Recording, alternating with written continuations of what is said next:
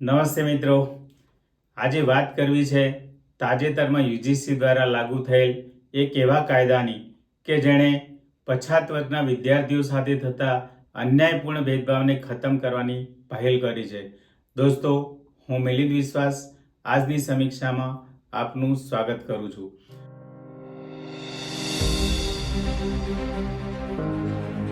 તારીખ 13 જાન્યુઆરી 2026થી university grant commission દ્વારા promotion of equity in higher education institution regulation act લાગુ કરવામાં આવ્યો છે. આજની સમીક્ષામાં આગળ વધતા પહેલા આ કાયદાની થોડીક પૃષ્ઠભૂમિ આપણે ચકાસીએ. My birth is a fatal accident, એટલે કે મારો જન્મ જ એક ઘાતક અકસ્માત છે.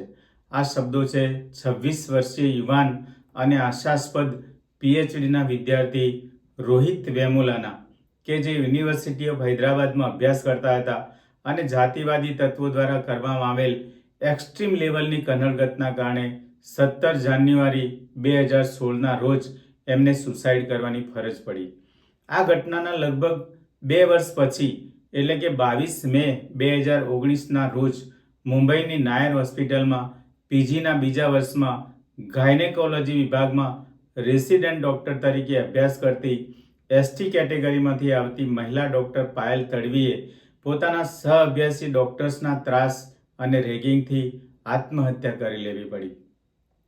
આ બંને આશાસ્પદ યુવાઓને ખોઈ ચૂકેલી એમની જાગૃત માતાઓ સુપ્રીમ કોર્ટમાં ન્યાયની માગણી કરે છે અને સુપ્રીમના આદેશથી યુનિવર્સિટી ગ્રાન્ટ કમિશન ઉપરોક્ત રેગ્યુલેશન્સ એક્ટ ઘડે છે.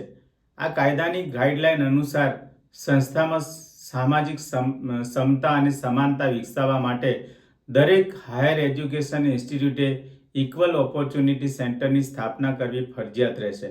આ ઉપરાંત સંસ્થા કક્ષાએ એક ઇક્વિટી કમિટીની પણ સ્થાપના કરવી પડશે, જેમાં 80% SC, ST, OBC, physically disable તેમજ મહિલા વિદ્યાર્થીઓને સ્થાન આપવાનું રહેશે.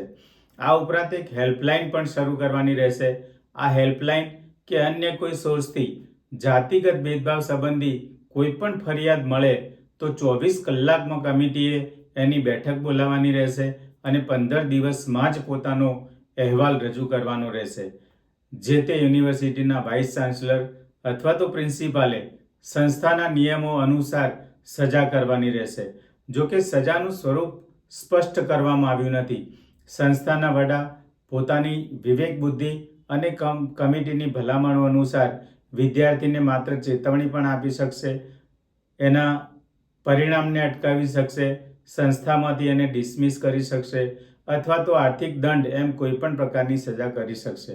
યુજીસી દ્વારા આ માટે એક મોનિટરિંગ સિસ્ટમ સેટઅપ કરવામાં આવશે અને દરેક સંસ્થાએ જાન્યુઆરીમાં વાર્ષિક અહેવાલ રજૂ કરવાનો રહેશે. હવે મૂળ વાત પર આવીએ કે જ્યારથી આ રેગ્યુલેશન્સ ઇમ્પોઝ કરવામાં આવ્યા છે ત્યારથી ભારતભરમાં એના વિરોધમાં ચર્ચાએ જોર પકડ્યું છે.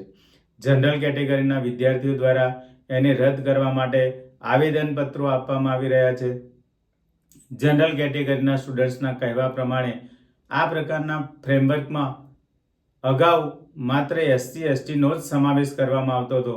એના બદલે આ વખતે એમાં ઓબીસી સ્ટુડન્ટ્સનો પણ સમાવેશ કરવામાં આવ્યો છે. હવે આ બધી કેટેગરી મળીને જનરલ કેટેગરીના વિદ્યાર્થીઓ પર કોઈ હેરેસમેન્ટ કરશે તો પછી શું? આ પ્રશ્ન પ્રથમ નજરે વ્યાજબી પણ લાગે છે, પરંતુ જાતિગત કનડગત પરંપરાગત રીતે કોના પર થતી આવી છે, કઈ કેટેગરી અને કઈ જાતિઓ પર થતી આવી છે એ સર્વવિદિત છે.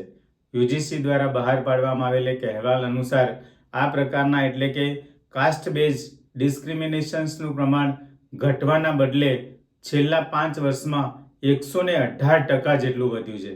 જાતિ આધારિત ભેદભાવોનો ભોગ બનવાનું જનરલ કેટેગરીના ભાગે નથી આવતું. વળી આ ફ્રેમવર્કમાં યુજીસીએ એસસી, એસટી, ઓબીસી, વિકલાંગ અને મહિલાઓ ઉપરાંત ઈડબ્લ્યુએસનો પણ સમાવેશ કર્યો જ છે અને ઇકોનોમિકલી વીકર સેક્શન એ જનરલ કેટેગરીનો જ એક ભાગ છે. તેથી આ પ્રકારની દલીલોનો અહીં છેદ ઉડી જાય છે. બીજી એવી પણ દલીલો કરવામાં આવી રહી છે કે આ કાયદાઓનો મિસયુઝ એટલે કે દુરુપયોગ કરીને જનરલ કેટેગરીના વિદ્યાર્થીઓની કારકિર્દી ખતમ કરી નાખવામાં આવશે. વિદ્યાર્થીઓની આંતરિક જૂથબંધી વધતી જશે અને છેલ્લે જતાં જાતિગત ભેદભાવો ઓછા થવાના બદલે વધતા ને વધતા જ જશે. તો શું ભવિષ્યમાં આમ થશે કે તેમ થશે એની ચિંતાના કારણે હાલમાં જે લોકો ભોગ બની રહ્યા છે એ લોકોને કાયદાની સુરક્ષા ના આપવી જોઈએ? જેમને આવા કાયદાઓ દ્વારા કરાતી સજાઓનો ડર હોય એમણે શા માટે તોફાની તત્વો કે અસામાજિક તત્વો સાથે જોડાવું જોઈએ? વળી જેના પર આવી ફરિયાદ થશે એવા વિદ્યાર્થીઓને કોઈ તપાસ વગર તાલિબાની નિયમોની જેમ સીધી સજા તો આપી દેવાની નથી. તો શા માટે એમણે ડરવું કે ગભરાવું જોઈએ? દેશમાં ઘણા બધા કાયદાઓ એવા છે જેમાં 5-10% કેસમાં દુરુપયોગ થતો જોવા મળે છે. એટલે શું આના કારણે બાકીના 90-95% લોકો કે જે ખરેખર ભોગ બને છે એવા લોકોને કાયદાનું રક્ષણ ના આપવાનું?